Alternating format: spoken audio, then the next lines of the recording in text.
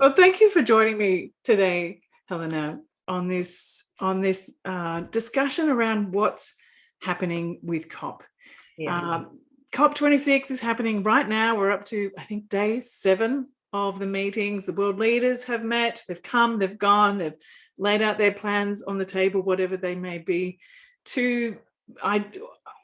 Intentionally, the plan was really to try and see if we could get below 1.5. So I'm really curious to know, what is your take and what you've seen being put on the table, and also what have you been hearing about what's going on around the edges from people that you know that are there? Well, I guess, as you know, for a very long time, we've been trying to raise awareness about the way in which structurally our biggest problem in the world is that global corporations have been gaining more and more power over our governments, and with that, over our worldview, over virtually every avenue of knowledge. So we're now discovering that the internet and the social media is not this amazing communication tool that we thought. It's actually highly manipulated.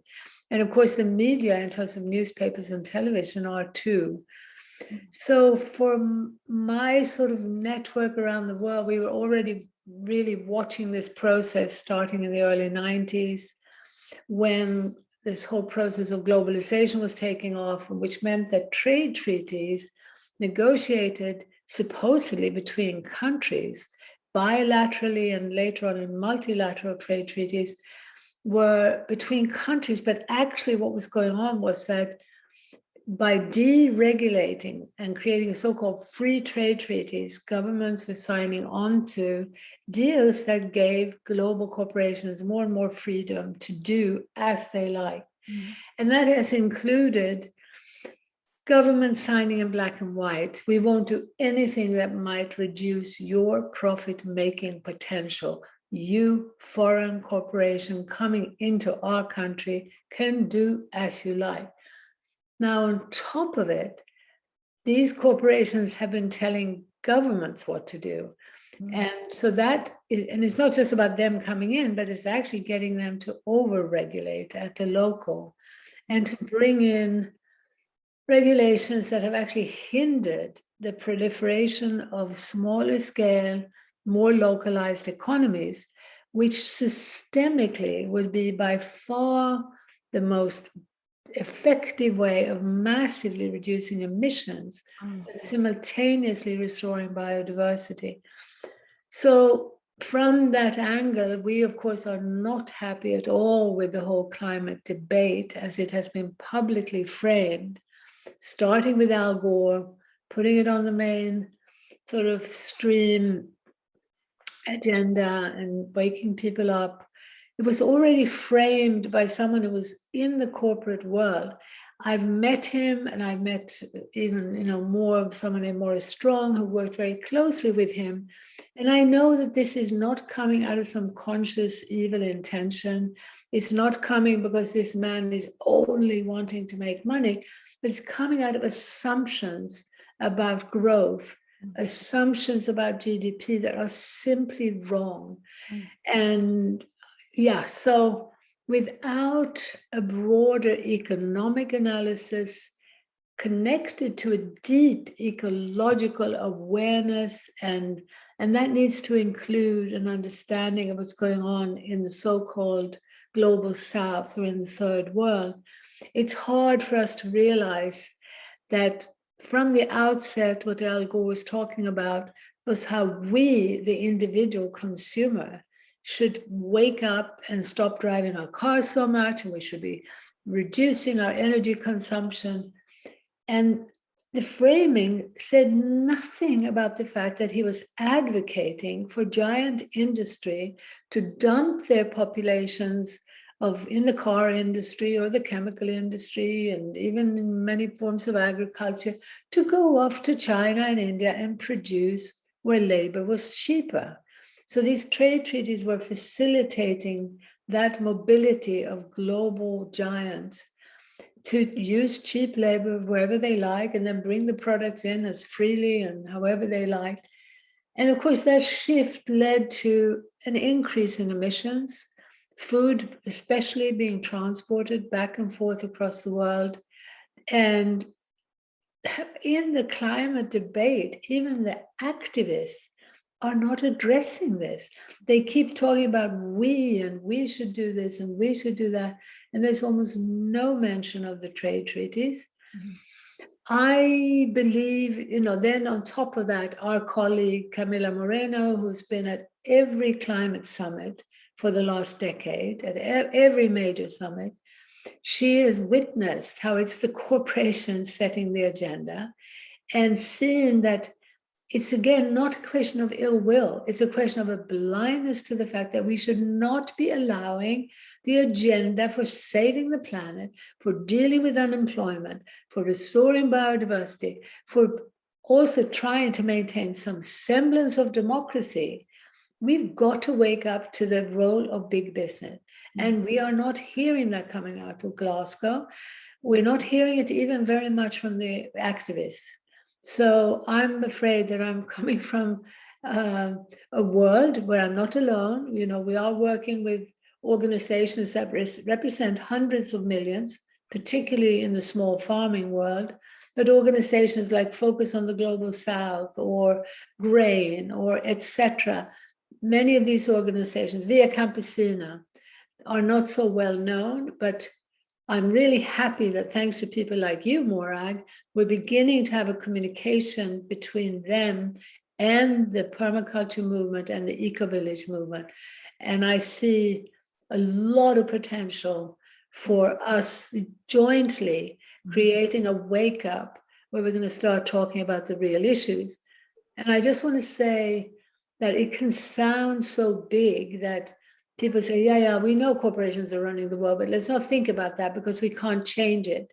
But please, if you do think that, please be aware of just to what extent they're running the world.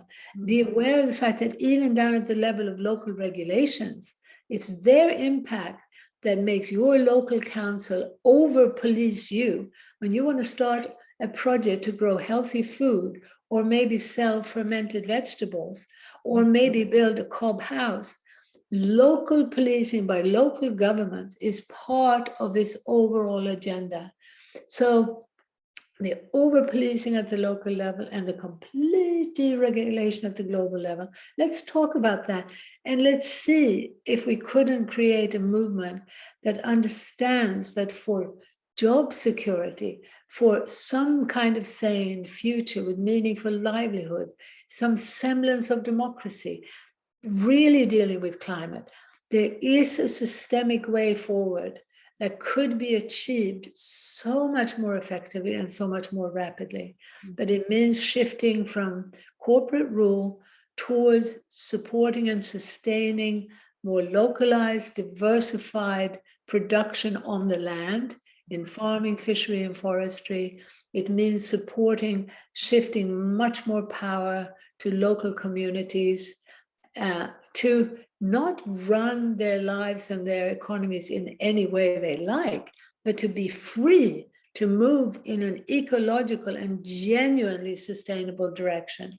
And so what I just heard you say too was that this can happen rapidly, and that transition to a more local or bioregional scale, which was kind of the scale of Indigenous communities in this country too. Maybe we've discussed this a little bit in some of the previous conversations, but this is sort of like a snapshot summary. What is the pathway or multiple pathways that you see from shifting from corporate rule to localization? What's in between? The biggest in between is a lack of awareness. So because of the lack of awareness, because almost no one has been studying what's been going on at the global level, at the level of global negotiations. Instead, the eye, to the extent that it's been on any kind of policy or political structures, has been at the national level. So we've been thinking too locally, and we've ended up not realizing it, caught up in a charade of a left-right political agenda, which has not addressed the fundamental ecological issues, but also the fundamental issues around why we have unemployment, the fundamental issues around why we have an epidemic of depression and anxiety. All the fundamentals have just been skipped over into a meaningless left-right debate, and where the right has been posing as this, you know, really powerful voice where we're going to make sure the economy grows to create jobs for you and to make your country great. And actually the entire world, left and right, have been taking us into a world where global monopolies are using every minute as we speak more energy and more resources, and using fewer people. So we have this combined effect of job insecurity and massive expansion in the use of resources and energy, even as part of the Green New Deal. The big Green New Deal, watch out. It's trying to masquerade behind, still depending on increases in fossil fuels, using, bunging up sugarcane monocultures to turn them into biomass, etc., etc. Going small, going diversified, building community, going local, even in big cities. That's a bottom-up movement that miraculously has actually accomplished quite a lot in these last 30 years. However, if that movement would even just be allowed to grow, as I said, without ridiculous policing, nonsensical policing, you would be amazed at how quickly it could grow, because it answers the needs of people and nature. It makes us healthier, it makes us happier, gives us energy. So, yeah, I feel very optimistic about the potential if we can unleash that wave of awareness that would lead to many more hundreds of millions of people to help either defend or rebuild the local. And, again, I need to stress, it's not about retreating into some kind of prison where there's no trade, there's no communication. On the contrary, we need more communication across the world. So is there anything that you see coming out of the COP conversations that you feel, oh, this is a good thing?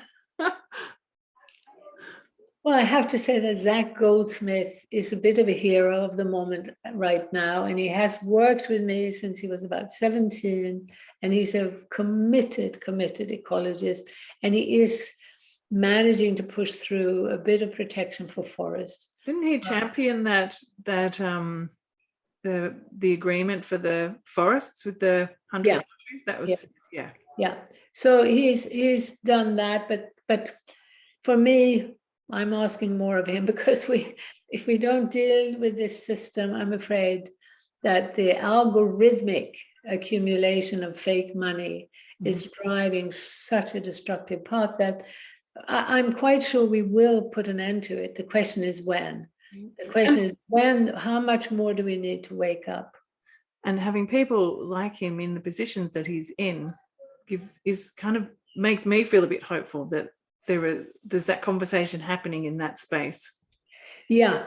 I mean, I'm not sure that he's able to speak enough of that language inside, but I know that he knows it. And it's, I suppose for me, why I talk so much about big picture activism is that I see that both at the grassroots and inside the corporate world, inside big, powerful political institutions and those players, there is just ignorance about this global system and what are the machinations and the various ways that it's managing to expand, despite the fact that there's a lot of goodwill.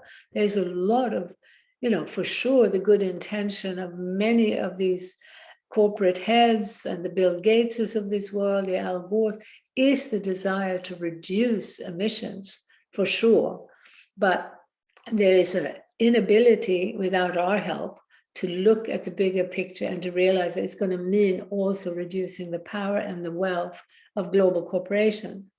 But since the accumulation of power and wealth in the hands of global monopolies every day is benefiting fewer people. Right. This is another very hopeful sign that this very concentration gives us more allies, potential allies, and as it were, fewer enemies. And even then, I don't necessarily want to speak about that tiny minority as enemies, but I do want to say that as a structure and as an escalation of power in the hands of invisible leadership, where there's not a hope of voting, not a hope of having a voice, that is a very, I would say, evil process. It's changing differently. Well, I wanted just to point to, Helena, to the things that you have available for people to follow up on. So with your organisation, Local Futures, you have a number of films that people can access through Local Futures, and you also have the Local Futures Action Guide and a short film as well now. So really, as part of that education process of people diving in and starting to unpack that with your local community and find a way forward, you have an enormous amount of resources can get started. Yes, and we do have a paper, particularly on climate change. We have several articles and blogs specifically on that. We have several talks from our network of speakers, especially including Camila Moreno. So we have a lot of resources for anyone who's interested in this bigger picture analysis. And again, the bigger picture doesn't mean that you and I single-handedly are going to suddenly rein in Monsanto by ourselves, but it's about the intellectual awakening that I am convinced would lead to mass movement building very quickly. Yeah. Well, thank you so much for joining me on this short snap correspondence around what's going on with COP and how we need to think around all the issues that we're hearing at the moment. Thank you so much for joining me. Thank you, Morag. I'm really glad for what you're doing. Oh, thank you. All right, we'll talk to you again soon. Bye-bye. Bye.